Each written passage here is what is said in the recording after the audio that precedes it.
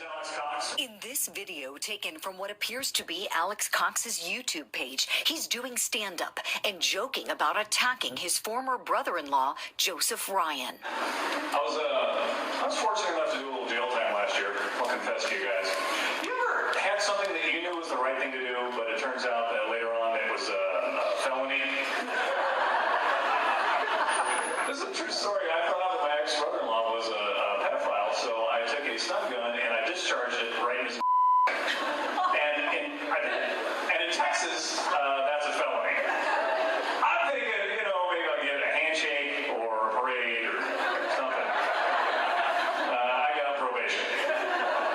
This story is partially true. According to court documents, the incident happened on August 5th, 2007, in Travis County, Texas, after Joseph and Lori's meeting to exchange custody of Ty Lee. Cox was sitting under a tree nearby, approaching Ryan as he was leaving, saying they needed to talk, shocking him with a stun gun in his shoulder and his back, and threatening to kill him. 4 months later, a grand jury indicted Cox for aggravated assault. He was arrested on March 31st, 2008, and entered a guilty plea 9 days later. But there was never a final adjudication of guilt. Instead, it was deferred for Cox to have an opportunity to redeem himself, completing 5 years of probation and meeting specific conditions attached, like anger management classes, community service, 90 days in jail, and staying away from the kids' exchange.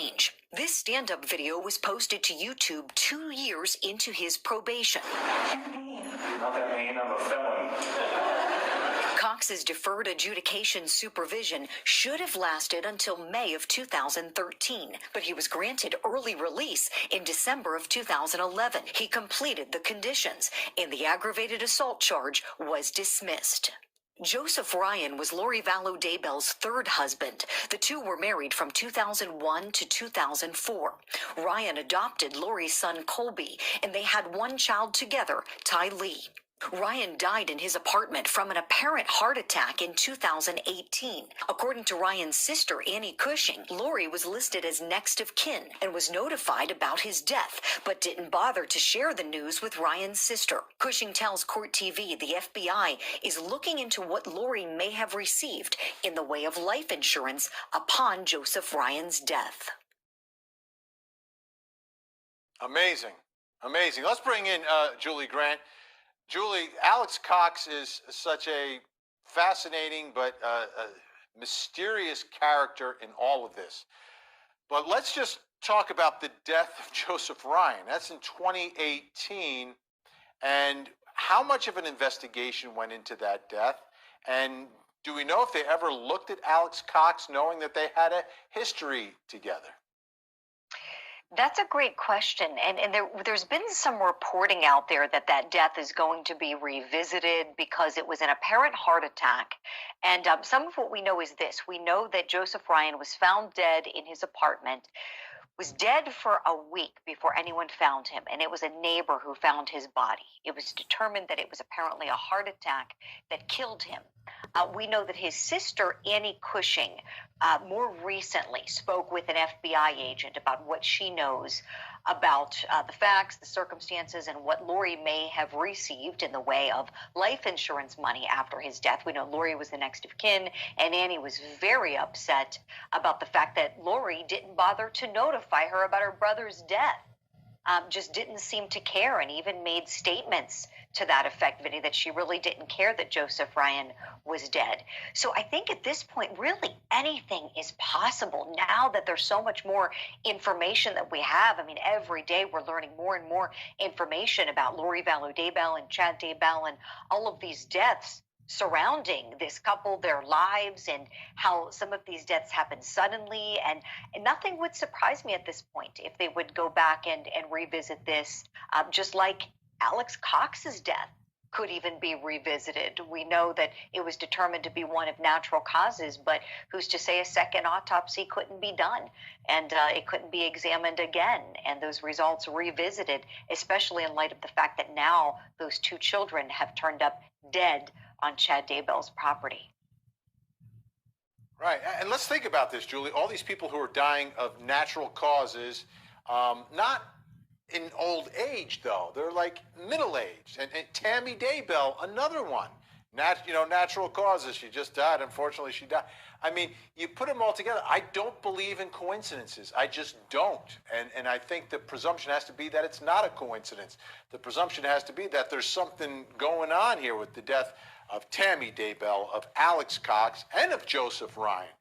The only one that's clear-cut is Charles Vallow, right? Because he gets shot and killed by Alex Cox.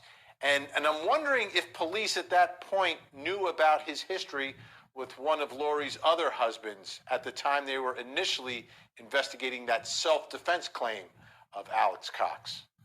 That is such a good point, Vinny. And think about it. We have different jurisdictions, right? The Charles Vallow incident happening in Arizona.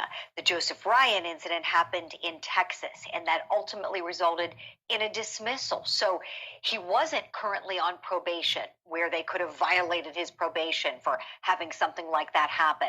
Because of that conviction, and one of the reasons I dug into this, you know this, Vinny, and I want to share this with our viewers at home, when he was talking about having that firearm and shooting Charles Vallow with it, saying that it was in self-defense, and there was some reporting about him having this conviction already, I kept thinking, wait a second, time out.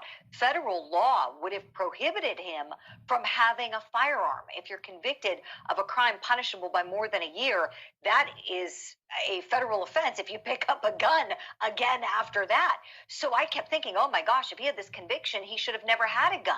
Well, here we find out that was ultimately dismissed. So maybe investigators never, ever learned about that. Maybe when and if they ran his rap sheet, nothing came up.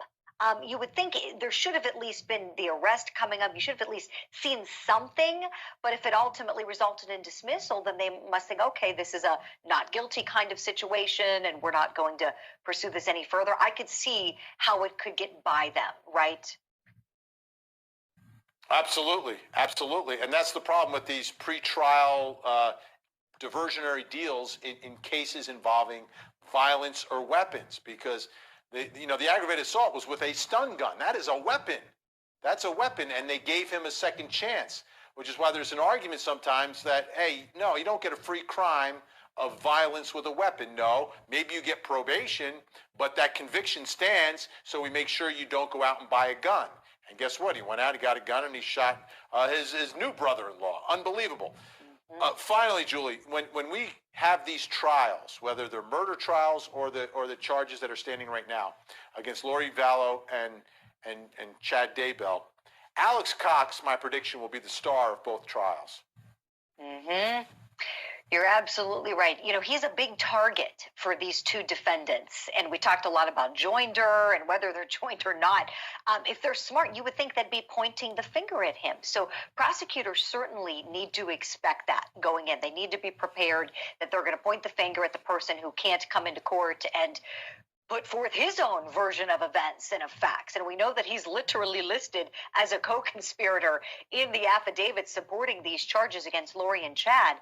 But the one thing I do find interesting, Vinny, is that so far they haven't given any statements blaming old Uncle Alex. They certainly could. I mean, think about it. Upon the time of arrest, you would think they might point the finger at the person who can't defend themselves to save themselves.